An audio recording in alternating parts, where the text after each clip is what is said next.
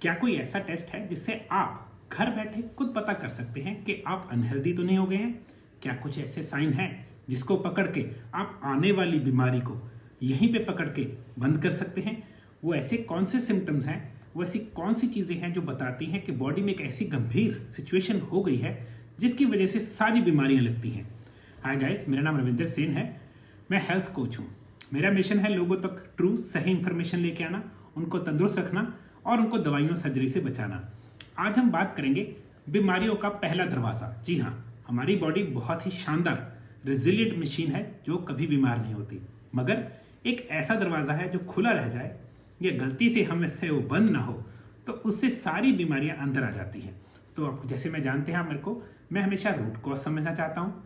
मैं ऐसे सिम्टम्स समझता हूँ जो बीमारी आने से पहले, टेस्ट में आने से पहले ही समझ सके, पकड़ सके और बीमारी लगने ही ना दे। ऐसे कुछ सिम्टम्स हैं जो आपको पता होना चाहिए। अगर वो आप में हैं तो आपने वो दरवाज़ा जो बीमारियों को बंद रखता है, दूर रखता है, वो खुला छोड़ दिया है। इसका मतलब 2 साल में, 1 साल में, 6 महीने में, 5 साल में, 10 साल में कभी भी बीमार होने के चांसेस खुल गए हैं। तो सबसे पहले वो सिम्टम समझेंगे, फिर समझेंगे वो सिम्टम किस चीज़ के हैं, क्यों होती है वो चीज़, और फिर क्या सिंपल से डाइट में चेंजेस किए जाए ताकि वो प्रॉब्लम्स ना आए। ओके, सो पहली चीज़, क्या आपको स्वीट क्रेविंग्स हैं, स्पेशली दोपहर के या लंच के बाद या डिनर के बाद, खाने के बाद? पहला साइन। दूसरा साइन, खाना खाने के बाद ऐसे नहीं फील होता कि भर गया, मन नहीं भरता, नॉट सेटिस्फाइड, है ना, खाने के बाद सेटिस्फेक्शन की फीलिंग नहीं। तीसरी चीज़, खाना खा के बहुत लंबी देर तक नहीं जा सकते, 2 घंटे बाद, 2.5 घंटे बाद कुछ और खाने का दिल करता ही करता है। ये तीसरी चीज़ है। चौथी चीज़, आपका मूड बुरा हो जाता है जब आप भूखे होते हैं, मगर खा के मूड अच्छा फील होता है, तो खाना आपके मूड को हेल्प करता है। ये चौथा सिम्टम है। पांचवा सिम्टम, खाना खाने के बाद, स्पेशली लंच के बाद, ऐसे लगता है जैसे थोड़ी देर लेटने को मिल जाए, एकदम टायर्डनेस आ जाती है। ये पांचवा सिम्टम है। ये बुरे सिम्टम्स हैं, ये नहीं होने चाहिए। ये बता रहे हैं कि दरवाज़ा खुला रह गया है।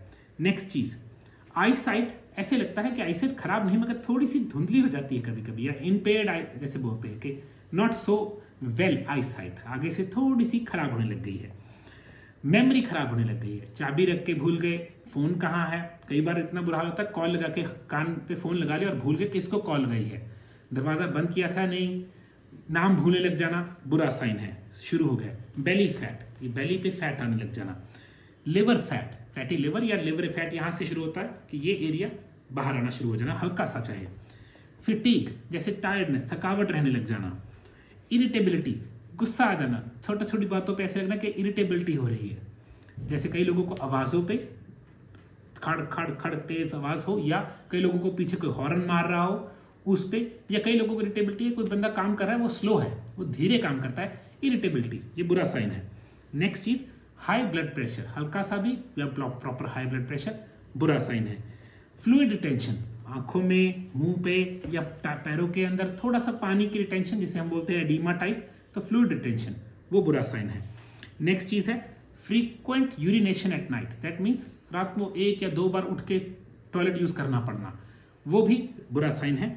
और पीसीओएस या पीसीओडी, जो कि फीमेल्स में पता लगता है। ये लिस्ट बहुत लंबी है, पूरी लिस्ट मेरे कोचेस के पास है जिनको मैं कोच बनाता हूँ, मगर ये सिम्टम्स हैं किस चीज़ के, वो कौन सा ऐसा दरवाज़ा है जो अगर बंद ना हो या खुला रह जाए सारी बीमारियाँ आती हैं। अगर आप मुझे फॉलो करते हैं, आप पता है मैं सबसे ज़्यादा बीमारियों में एक ही चीज़ बोलता हूँ जहाँ से रूट कॉज सबका शुरू होता है, इंसुलिन रेजिस्टेंस। जी हाँ, आपकी बॉडी में इंसुलिन रेजिस्टेंस है अगर आपके पास ये सिम्टम्स हैं। इसमें और बहुत सारे सिम्टम्स हैं। फैटी लिवर अपने आप में इंसुलिन रेजिस्टेंस का सिम्टम है ना। डायबिटीज़ इंसुलिन रेजिस्टेंस से ही होती है।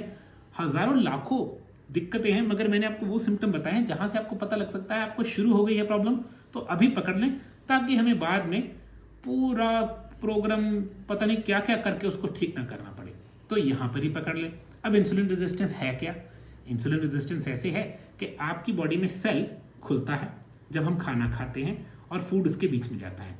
इंसुलिन इस सेल को चाबी की तरह खोलती है ताकि फूड इसमें जाए। एक इसके ऊपर एक चीज़ होती है रिसेप्टर, रिसेप्टर होता है जो रिसीव करता है इंसुलिन को। अब जब इंसुलिन बहुत ज़्यादा हो जाती है तो यही सेल इंसुलिन से बचने के लिए अपने आले दुआले इर्द गिर्द एक झिल्ली बना लेता है जिसको बोलते हैं इंसुलिन रेजिस्टेंस, क्योंकि एक पॉइंट तक इंसुलिन इसे खोलती है, उसके बाद वो जहरीली है तो इस अपने आप को बचाने के लिए इंसुलिन रेजिस्टेंस क्रिएट करता है। अब दिक्कत क्या है, आपने खाना खाया मगर आपकी बॉडी में इतनी इंसुलिन है कि इंसुलिन रेजिस्टेंस हो गई। अब आपके इंसुलिन आके सेल को टच नहीं कर पा रही, क्योंकि वो टच नहीं कर पा रही, रिसेप्टर को नहीं मिल रही, वो खोलेगा। तो आपने खाना खा लिया मगर सेल भूखा है, सिंपल सी बात है, क्यों, सेल खुला ही नहीं। तब आप जिसको बोलते हैं pre diabetic, basically insulin resistance हो गई है। मोटापा, इंसोम्निया, फैटी लिवर, कौन सी दिक्कत नहीं है जिसको मैं नहीं जोड़ सकता इंसुलिन के साथ। इवन के कैंसर में भी बोला जाता है आपकी बॉडी में टू मच इंसुलिन है, ब्लड शुगर में आपकी बॉडी में टू मच शुगर है। शुगर तब खत्म होगी जब सेल शुगर खाएगा, सेल खुल ही नहीं रहा है, फिर आपको मेटफॉर्मिन, इंसुलिन, क्या क्या नहीं दिया जाता। मैं कहता हूं प्रॉब्लम शुरू में ही पकड़ लीजिए। और आपको नहीं पता, जिन लोगों को ये प्रॉब्लम है उनकी बॉडी में 3 to 4 टाइम्स इंसुलिन होती है देन नॉर्मल पीपल।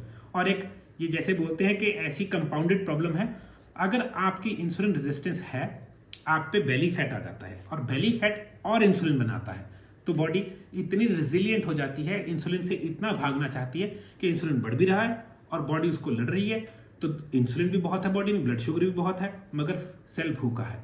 तो हम ऐसी कोई चीज़ नहीं करेंगे जो इस प्रॉब्लम को और बढ़ाए। सिर्फ ये एक साइन है, अगर आपको ये सिम्टम समझ आ गए, सिर्फ ये सिम्टम समझ के आपने ये समझना है कि आपकी बॉडी में अनहेल्दी कंडीशन शुरू हो गई हैं। जो दरवाज़ा बंद चाहिए था वो खुला रह गया है, और अब वो खुला ना रह जाए और दिक्कतें ना आ जाए, हमें उसे बंद कर लेना चाहिए। All you need to understand, insulin resistance बीमारी नहीं है, ये क्या है, एक लाइफस्टाइल डिसऑर्डर है। और इसकी वजह से सारे लाइफस्टाइल डिसऑर्डर्स, जो कि सारे नहीं मतलब 99% प्रॉब्लम इसकी वजह से आ जाती हैं। तो हमें इसको अभी रेक्टिफाई कर लेना है, हमें इसको ठीक करना शुरू कर देना है। सिर्फ कैसे, लाइफस्टाइल चेंजेस से। अब इंसुलिन किस वजह से बनती है, जब ब्लड शुगर बढ़ती है। ब्लड शुगर कब बढ़ती है, जब भी आप खाना खाते हैं, जब भी आप गलत खाना खाते हैं। बस ये 2 चीजें पकड़नी है, खाना क्या खाना है, खाना कब खाना है। अगर आप चीनी वाले परांठे, पूड़े, है ना, जलेबी, अम्बरती, गुड़ खा रहे हैं, आप ब्लड शुगर को बढ़ावा दे रहे हैं। और अगर आप बार बार खा रहे हैं, जैसे प्रोटीन में कई बच्चे करते हैं, जिम वाले दिन में 6 बार, है ना, 4-4 अंडे, अरे भाई खाना तो खाना है ना, तो बिना भूख के नहीं खाना। और खाना क्या खाना है, ये 2 चीज़ों की मास्टरी है। हर बॉडी के हिसाब से हाइट, वेट, एज और वर्कआउट के हिसाब से प्रोटीन कैलकुलेट्स होते हैं, कैलोरीज देखी जाती हैं, ऑयल कौन सा अच्छा है किसके लिए, सैलेड में कौन सी किसको चीज़ खानी चाहिए। जनरल रूल है कि सैलेड हो आपके मील में, प्रोटीन हो और अच्छा क्वालिटी का फैट हो। कितना किसको देना है, कैसे किसको करना है, क्या कंडीशंस है, डायबिटीज़ है, प्री डायबिटीज़ है, पीसीओडी है, अर्लियर स्टेज है पीसीओडी पीसीओएस की, थायराइड की प्री कंडीशन है ना, बहुत सारे फैक्टर्स हैं। लिवर फैटी हो गया है, एक्जीमा हो गया है, सिरोसिस हो गया है, या लिवर फैटी वाले सिम्टम्स हैं, सब कुछ समझना हम कोचेस का काम है। और मेरे कोचेस, मैं एक पॉइंट तक ट्रेन करता हूँ कि वो किसी को भी हेल्दी कर सकते हैं। ऑफकोर्स कुछ केसेस ऐसे हैं जिनको हम हाथ नहीं लगाते, जिसको बहुत बुरी स्टेजेस पे पहुंच गया है, जिसको ट्रांसप्लांट किडनी हो गई है, डायलिसिस बहुत बुरी हालत पे चल रहा है, वहाँ पे नहीं, मगर 99% केसेस उस हालत में नहीं होते, वो अच्छी हालत में होते हैं, उनको रिवर्स करना बहुत आसान है। गोल एक ही है, इंसुलिन समझ लीजिए। जहां इंसुलिन समझ ली, बात पलट गई। देखिए, आपने बहुत अच्छा खाना खाया, आपने मेरे प्रोडक्ट्स भी खरीद लिए महंगे महंगे और ले लिए, मगर अगर आपका सेल ही नहीं खोला, वो अंदर नहीं गए, आपको प्रॉफिट कितना हुआ, 10, 20, 25 पैसे। मगर अगर हम इंसुलिन रेजिस्टेंस सॉल्व कर दे, वो चाबी है, वो चाबी ने सेल खोला, अच्छा माल जो आपने खाया वो डिलीवर हुआ सेल को, आपकी बॉडी में न्यूट्रिशन आ गई। मेरा काम एक ही समझाना है, अगर आप में बॉडी में न्यूट्रिशनल डेफिशिएंसीज हैं, उसका मतलब है सेना के पास खाना नहीं है, सेना बीमार, जैसे नशा खा के कोई गिर गया वैसे पड़ी है। कोई भी बाहरी अटैक आपको हरा सकता है। जो सेना है ना हमारे बॉडी की, उसको न्यूट्रिशन फूड है, उसका जो वाइटामिन हैं, मिनरल्स हैं, अमीनो एसिड्स हैं, बहुत कुछ है, उनको वो चीज़ें चाहिए। मेरी रिसर्च है वो कौन सी चीज़ें हैं जो आपकी बॉडी की एक इम्यून कह लीजिए या सेना है, उसको स्ट्रॉन्ग करे और लड़ने की शक्ति दे बाहरी प्रॉब्लम से। आजकल तो प्रॉब्लम यह है कि बॉडी के अंदर ही इतनी दिक्कत है, बॉडी अंदर ही लड़ी जा रही है, जिसको ऑटो इम्यून डिसऑर्डर्स बोल देते हैं। हमने वहां तक नहीं पहुंचना, हमने पहले ही तंदुरुस्त कर लेना है। हमने सीखना है खाना क्या है, कितना खाना है, कब खाना है, और क्या चीज़ें नहीं खानी चाहिए, किन चीज़ों को अवॉइड करना चाहिए, है ना। और एक बार हम तंदुरुस्त हो गए तो उसको बरकरार रखना बहुत आसान है। मैं लोगों को बताता होता हूँ, अगर आप अनहेल्दी हैं 3-6 महीने, डिपेंडिंग अपॉन कितने अनहेल्दी हैं, बहुत अच्छी तरह से डाइट कर लीजिए, फिर आप रिलैक्सेशन भी ले सकते हैं, जिसको हम बोलते थे कि थोड़ा भाई शादी ब्याह आ गया, खा लिया था। मगर वहाँ पहुँचने के लिए आज तंदुरुस्त होना बहुत ज़रूरी है। मैं हमेशा सिखाता हूँ, परिश्रम, मेहनत है ना, थोड़ी सी करनी पड़ती है किसी भी चीज़ को अचीव करने के लिए। हेल्थ अच्छी रखने के लिए थोड़ी सी मेहनत बहुत दूर जाती है। मैं नहीं कह रहा आपको स्वीटनेस बंद करनी है, मीठा बंद करना है।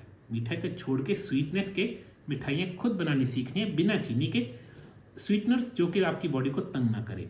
हम सब चीज़ों पे काम करते हैं। जब हम क्लाइंट लेते हैं, हम उसकी देखते हैं उसकी क्या ज़रूरत है। कई लोगों को खाने से सेटिस्फेक्शन मिलती है इंसुलिन रेजिस्टेंस की वजह से। कई लड़कियों को डार्क चॉकलेट खाना पसंद है पीरियड्स के दौरान। सब कुछ देखा जाता है ताकि ऐसे भी ना लगे आपको कि आप लाइफ नहीं जी रहे मगर तंदुरुस्त भी हो जाएं।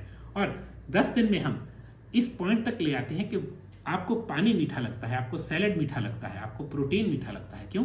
आपके टेस्ट बड्स रिपेयर हो जाते हैं। और 2 महीने में हम अपने क्लाइंट को, हम क्लाइंट बोलते हैं, मैं कभी भी पेशेंट नहीं बोलता, उस पॉइंट तक ले आते हैं जहां वो बोलता है अब मैं खुद कर सकता हूं। हमारे पास 8-10 हज़ार लोग आज तक हम जिनको कोच करके तंदुरुस्त कर चुके हैं और हम चाहते हैं ये नंबर इंक्रीज करे। आप कोच बन के हमारी मदद कीजिए किसी को कोच करने में। और जैसा मैं बोलता हूँ, अच्छी चीज़ें समझना बहुत सिंपल है, ट्रुथ बहुत सिंपल होता है। ये सिंपल सिम्टम्स हैं, आप भी समझिए, लोगों को भी समझाइए और उनको बोलिए अगर वो सिम्टम्स हैं उनको तंदुरुस्त होने की ज़रूरत अभी है। 20-20 साल के बच्चों को प्रॉब्लम्स आ रही हैं, हम नहीं चाहते किसी को भी 80 साल में भी प्रॉब्लम आए।